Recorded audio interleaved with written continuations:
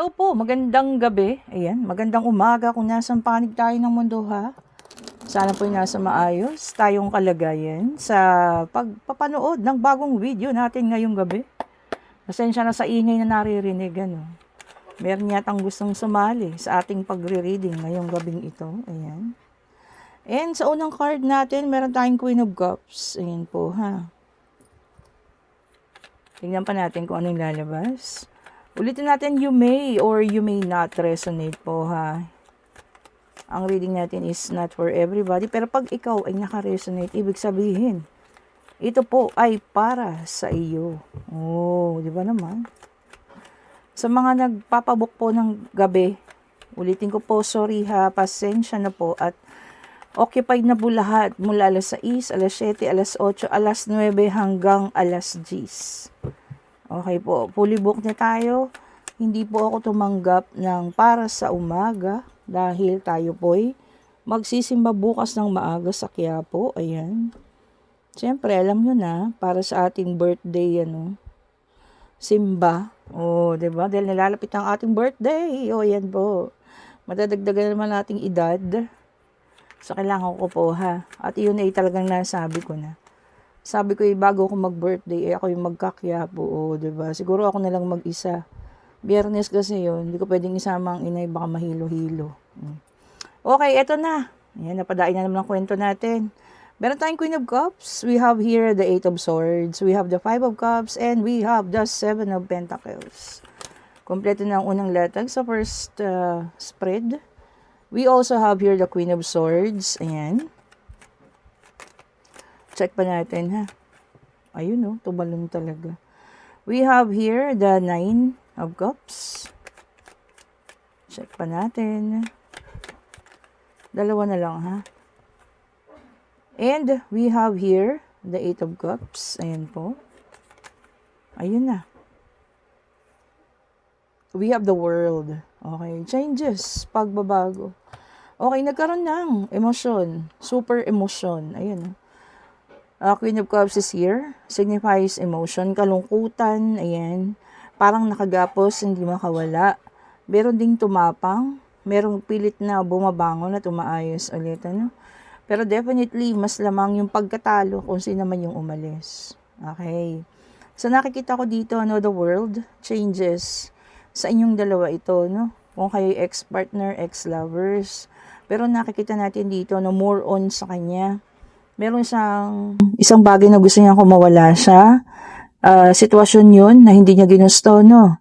Inaayos niya lang pati lahat ng pati sa kanyang kaperahan. Pero definitely gusto niya magpakita sa iyo, mag-usap kayo, no? Hindi na to magtatagal. Kaya lang kasi meron siyang gusto mo nang tapusin, ayusin, linisin bago siya humarap sa iyo. O ayan ha. Maaring inaayos niya yung financial niya kasi parang nagkaroon ng problema, no? Queen of Swords, no? Kaso ang tapang mo na ngayon. Not naman yung matapang na palawa, hindi ganun ha. Ibig sabihin po nakabangon, no?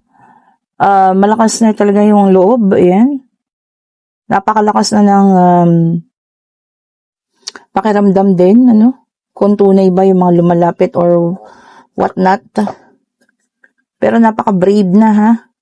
Galing. So, sa pangyayaring yun, nagkaroon din ng changes sa'yo. Ayun, no? The world din nga, no? Changes din. So, parehas kayo. Parehas kayong may pagbabago sa sarili ninyo. Okay po. O kung ano man yan, na inyo talagang nararamdaman sa ngayon, siguro mas maganda, no? Na talagang nagkahiwalay para parehas na magbago. Oh.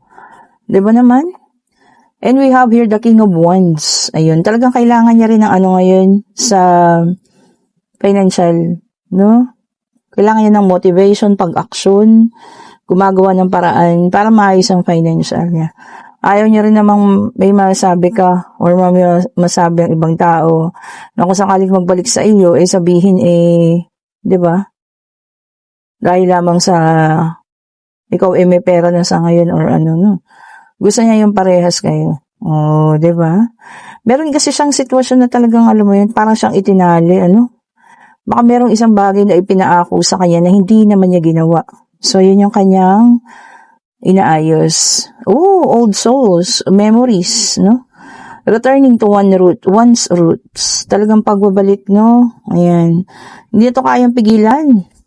Kahit na sino pang bakekang dyan, or bakekong, or kung sino man, di ba? Hindi na po kayang pigilan, ha?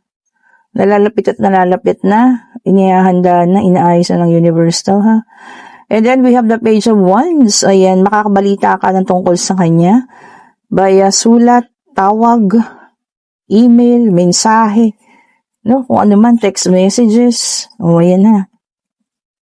Yan po, makakabalita ako sa kanya, no? Grabe ang sitwasyon na ano niya, no? Kinasangkutan. And we have the Ten of Swords. Ayan. Parehas kayo, no? Pagod na sa mga nangyayari. O, ayan ha. Napagod na rin. Parehas po kayo. Talagang ang gusto nyo rito, maayos na, no? Although ikaw okay ka na, pero siya parang gusto niya magkaroon kayo ng pag-aayos. Ito yung mga relationship na ano to eh. Feeling ko hindi pa to tapos. Parehas lang na nagkaroon ng problema, no? Parehas na nagkaroon ng mga circumstances, no? Sabi nga, no? Mga bagay-bagay na pumipigil. And, ay, talaga naman, ang pagbabalikan po hindi na kailangan mapipigilan ha. Reunion and celebration. So, dito nakikita ko both of you, bukas naman ang inyong mga puso, para sa isa't isa pa. Kumbaga, okay sa inyo. Kung ano man yung mangyari, walang problema. Bukas ang puso at isipan ninyo para sa isa't isa po. Napaka-alive ng ating mga baraha.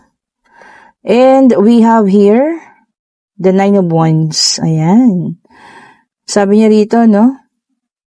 Nearly there. Nearly. Oh, ayan. Malapit na talaga. Sabi niya, no? Nearly there. Malapit na daw po doon sa pagkikitang muli. Okay lang yun. Mabuti rin, di ba? Ayusin mo na yung sarili. Ayusin yung kanyang kinalalagyan. Baka napakbigat nga, no? Ng pangyayari sa buhay niya. And ikaw naman dito, multiple possibilities. Oh, maraming ginagawa sa ngayon ha. Kung ano man itong mga ginagawa mo na yan. Okay po. Sige lang, magpaka-busy. Di ba? Saka naharapin itong bagay na to siguro pag nandiyan na sa harapan mo. Oh, di ba naman? And we have the Ace of Swords. Ayan. Sabi niya rito, no? Victory. Oh, talagang ang pagkikita at pag-aayos, no? Ang pangalawang chance para sa pag-ibigang ito hindi mapipigilan. Wala pong makapipigil ha. Kahit si bakekong o sino man yan. Kurong-kong-kong. Pasensya na kayo ha. At ako'y natatawa na naman. Pasensya na po na sobrahan nakakainom ng matatamis na naman. No? O yan, tignan natin dito sa pangatlong deck ha. You may or you may not resonate. Take only ha, yung para sa inyo po. Pag hindi inyo, di itapon natin, di ba? Eto, tingnan natin. Tingnan pa natin. Okay. And we have the Justice. This is an air sign. Gemini, Libra, and Aquarius. Justice. O, lahat na biktima dyan, Alam niyo yun, di ba? Syempre pagka ikaw nasaktan, kahit sino naman, di ba? Ang talagang iniisip mo makaganti. Pero yung iba sa inyo, hindi na, di ba? Yung talagang nanahimik na lang. Pero hindi mo akalain, di ba? Ang universe pala, yung gaganti para sa'yo. O, di ba naman? So, justice is there. Talagang, alam mo yan, hostisya. Para sa mga nasaktan. O, ayan, pumalo ng ating baraha. So, eto na, hindi dumiretso pababa. And we have here the Empress, which is an earth sign, Taurus, Virgo, and Capricorn. Abundance. Oh, yan ha. Ibig sabihin, paglago. Kaperahan. O, diba? Financial. Dagdag ng kitaan. Basta yung malinis na paraan, diba? Okay lang po yan. O, eto pa. Ten of Pentacles, the earth sign ulit, Sabi niya rito, shower of blessings. O, para sa atin lahat yan, ha. Makisali na ako dyan. O, diba? Alam niyo yun? Lalo na at alam ng Panginoon, marami tayong ginagastusan. O, diba? Bakit hindi? Marami tayong natutulungan. Di, talagang hindi tayo papabayaan ng Panginoon, di ba naman? And we have the Page of Cups, water sign in reverse. Hala, insecurity, Sino yung mga na-insecure dyan? Kanino? Or baka merong nai-insecure sa'yo. Di ba? Palagay ko nga. Merong isang taong nai-insecure sa'yo, no? At lahat ng kilos may kanyang, yung ginagaya. Gusto niya yung kung anong gusto mo, ganun din sa kanya. Ay, naku. Hayaan nyo na ha. Ganyan talaga. And we have the Knight of Wands, a fire sign, Aries, Leo, and Sagittarius. So, meron na tayong Earth, Air, Water, and Fire. So, kompleto na po ang ating mga zodiac sign, ha? Ala, naka-reverse ang ating Knight of Wands, anger. Naku, galit. May namumuong galit. O pwedeng ikaw to, no? Kung kanino man. So, ingat-ingat ha. Kung sino man itong inyong kinasasama ng loob. And we have a Five of Swords, air sign, Gemini, Libra, and Aquarius na naka-reverse. Ayan. Ito mga nakaraan na raw, no? Siguro, mga remorse, no? Resentment, mga past na nakaraan na. Kasi nga naka-reverse. Ano tong mga to? Na mga pinagsisisihan ninyo. Siyempre nakaraan na. Kahit magsisi tayo sa ngayon, sabi nga nila huli na. Di ba naman? Ano man po yan ha. Mga past resentment daw. Okay, tingnan pa natin. Dalawa na lang. Ayan. Ayun pa. And we have here the Nine of Pentacles, Earth sign in reverse. Ano tong inyong kinatatakutan? Meron doon kayo naiisip, no? Naku, nagiging negative. Erase. Tanggalin niyo po yan, ha? Kung ano man yung iyong takot na bumabagabag sa inyong isip. Isipin niyo na hindi siya mangyayari, hindi siya magaganap po, ha? Be positive, sabi ko nga. Para ma-attract ninyo ang positivity. Okay po. Eto na. Tignan pa natin, Check pa natin. Yun na. Nag-reverse pa, naka-ano na nga, diba? Kita niyo yun, umikot-ikot. We have the Five of Pentacles, Earth sign. Ito yung ating pinaka-last card, Recovery. Kung ano man to, ha. Makaka-recover na from loss, from, kung ano man yan, financial, emotional, makaka-recover na. That's a good news, diba? Ibig sabihin, makakayanan na, matatapos na po, ha. Ngayon kayo pwede na magtanong, pag-ibig financial, ang nangyayari, basta answerable by yes or no po, ha. Divine Universe, ibigay mong kasagutan sa aming katanungan. Isa lang po, ayan. Ay, ang bilis, Kita niyo yun?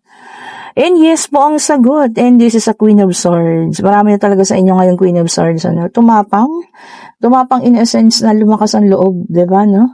Kinakaya na ang lahat. Hindi na nagpapadala sa kung ano pa man. Diba?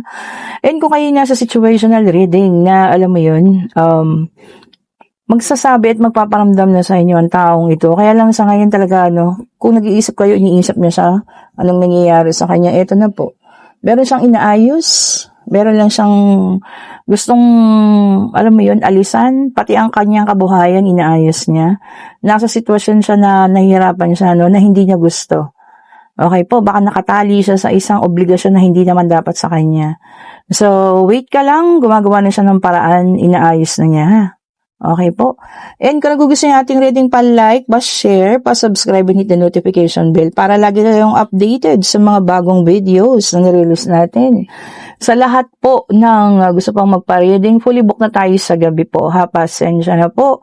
Siguro kung mga 5 or 4 p.m., pwede ko pang pagbigyan, at least sa mga 2, no? Kaya lang sa umaga talaga, magpupunta tayo sa Quiapo, ha? At syempre, dadaling ko lahat ng inyong sa lahat ng mga naging friend ko sa Facebook, no? Lahat ng kahilingan ninyo, kahilingan natin po. Siyempre, bibit-bitin natin yan, ha? Okay po. Have a great evening. Ayan, happy Thursday sa inyo, no? Ingat po ang lahat sa pauwi, papasok, o kung nasaan man kayo. At sa lahat ng gusto pong mag-avail ng ating mga magagandang crystal bracelet, ayan. Ayan, mag-chat na kayo, ha? Pag-ibig man yan, financial man yan, pangontra man yan sa mga malas, o doon sa may mga balat dyan sa puwet. Kayo po mag tawag dito, mag-message na ito para sa pangkalusugan, syempre ang ating amethyst, to, 'di ba? Ayun yung sa akin, ng mga nakarest sila ngayon. Kinlens ko sila kanina. Okay po, have a great evening po sa lahat, ha. Bye-bye po sa inyo.